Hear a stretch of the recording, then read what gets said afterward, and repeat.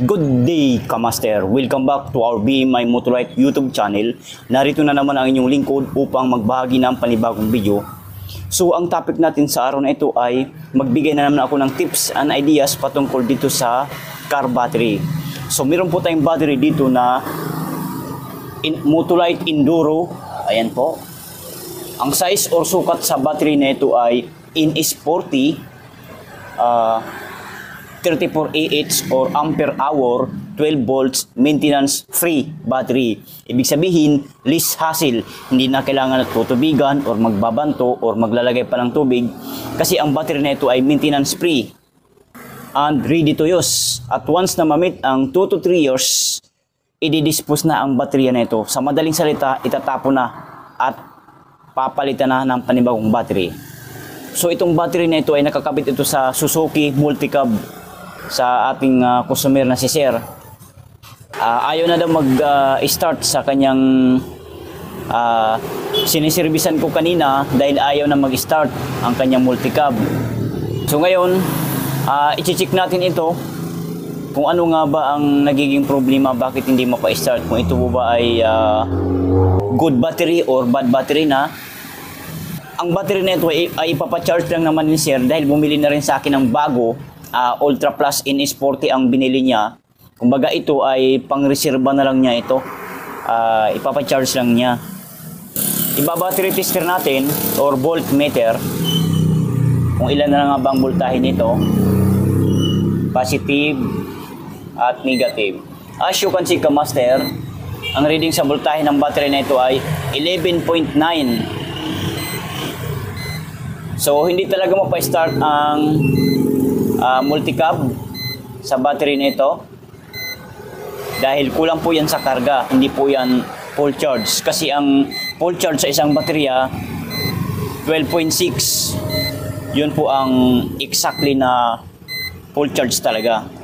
So ganito, hindi mo pa start. Itong kanyang sticker sa ibabaw, halata naman hindi pa talaga nabubuksan. Ayan o. Yun nga lang, medyo naalikabuka na siya o. So 1 year na daw mahigit ang paggamit ni Sir sa battery na ito. So ito po yung sinasabi ko sa inyo na ang baterya kailangan po yan i-boost charge. Ibig sabihin, kailangan siyang i-charge sa battery charger kapag ka umabot na sa 10 months to 1 year.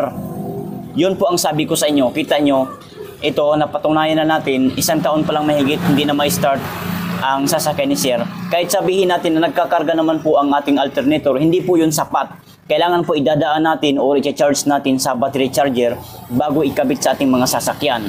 So sana maliwanag po sa ating lahat. Ang iba kasi sasabihin, ay, bakit siya nalulubat?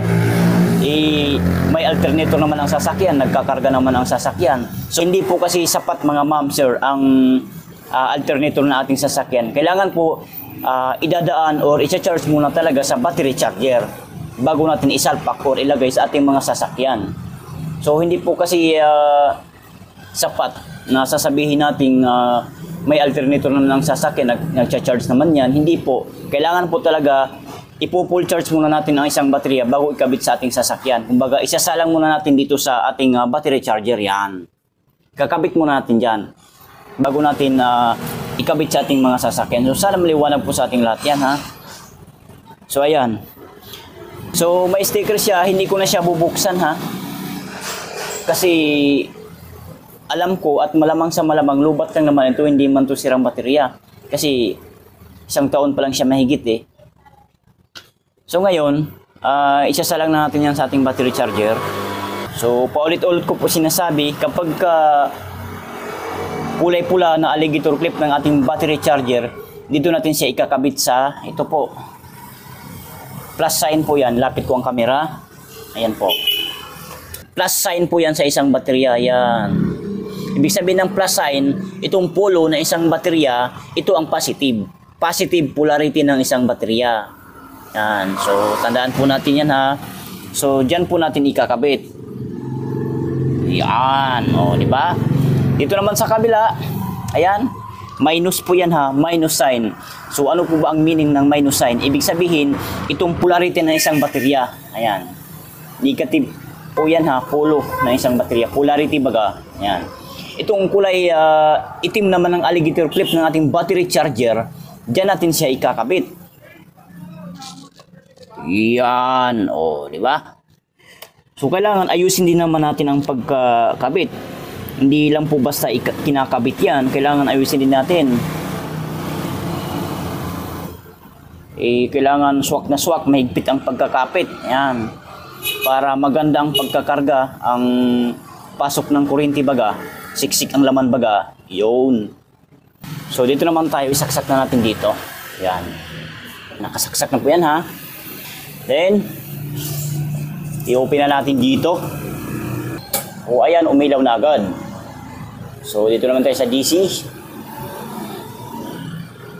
So ayan, tumaas agad na ating ammeter gauge ng battery charger. So ibig sabihin, nagcha-charge po ang ating battery. Ayan. Imo-monitor natin yan kung ilang oras siya mapu-full charge. So ang ating oras ngayon ay alas 7:54 ng umaga. So 6 minutes before 8 o'clock in the morning. Ayan po, kitang-kita nyo naman yan. Yan po ang ating oras na inumpisa natin pag-charge ang battery na ito. So ngayon, standby lang kayo at hindi pa tayo nagtatapos. Hindi pa nagtatapos ang laban. I-update ko kayo kung ilang oras ito mapu-full charge. Ayan. Standby lang muna kayo at may karugtong pa ito. Hindi pa tayo tapos. Ito na mga kamaster ang update sa battery nating charge kaninang umaga. Kung mapapansin natin, malapit nang bumaba ang ammeter gauge ng ating battery charger. So nagpapahiwatig na ang battery nating charge ay full charge na ito, puno na. So ayan. So ang ating oras ngayon ay alas 3:04 na ng hapon. Ito na po ang ating battery na naka-charge. So nakailang oras po ang pag-charge nito? Naka 7 hours po. Kasi alas 8 natin ito charge ng umaga. So ayan. So atin na ito ngayong sabay-sabay na aalamin kung ito po ba ay full charge na. So unang-una na gagawin natin, siyempre i-off muna natin ito. Yan, off muna natin yan. Pansin nyo, bumaba agad ang ammeter gauge ng charger. So ibig sabihin, naka-off na. Then ito pa sa DC. So ayan, tuloy na nga off yan. Then, tanggalin na natin dini sa alligator na positive at sa alligator na negative. Yan. Atin ang voltmeter, battery tester kung ilan na nga ba ang voltahe nito. Positive at negative. As you can see, kamaster, ang reading sa voltahe ng battery na ito ay 13.9 volts. So nakalagay dito ay good. Nagkukulay green ang ating voltmeter battery tester. So ibig sabihin, full charge na nga ang baterya na ito. So ngayon, sisilipin naman natin yung kanyang CCA at saka Hilti. Kung ilan na lang ba ang CCA nito gamit itong ating battery analyzer. Ayan. Kakabit lang natin dito sa negative at dito sa positive. Ayan. As you can see, kamaster, kung makikita at mapapansin natin, 13.91 volts or 13.9 volts ang reading sa voltahe ng battery nito. So, try natin i-okay. Kung babasahin bagari, ayaw, no 12 volts battery. Ayaw. So, ngayon ang gagawin natin, papalamigin muna natin ng mga 30 minutes. So, standby lang muna tayo. Maya-maya, papalamigin muna natin. So, ito na mga kamaster ang update sa ating pinapalamig na battery. Wala pang 30 minutes, 5 minutes lang. So, ayan. Sa negative at sa positive. Ayan. So, as you can see, kamaster, 13.4 or 13.45 volts ang reading sa voltahe ng battery na ito. So, i-okay natin. Battery test natin. Then, regular flooded. Then, CCA. Nakasit up dito sa 70 amperes. So, itong battery ay NS40 lamang. So, 34 amperes ito. Dapat isi-sit up na siya sa 34 amperes ang battery analyzer. Ito, i-adjust natin. Sa baba lang. Yan.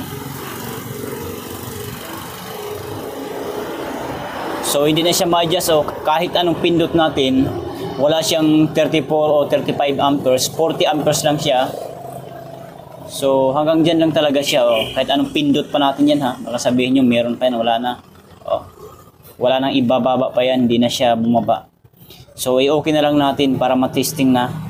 So ayan, testing na nga, nire-reading na niya. As you can see Kamaster, good battery ang nakalagay dito. Ang CCA ay 360 CCA. Ang healthy ay 100%. Ang charge ay 98%.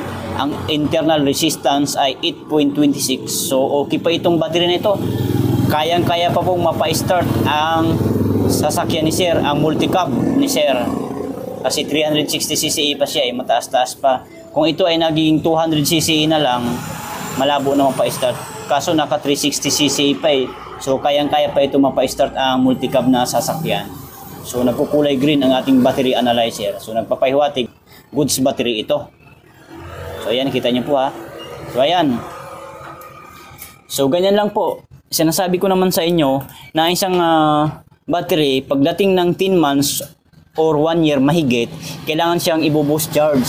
I-charge mo siya sa battery charger bago ikakabit uli sa ating mga sasakyan. Kasi hindi po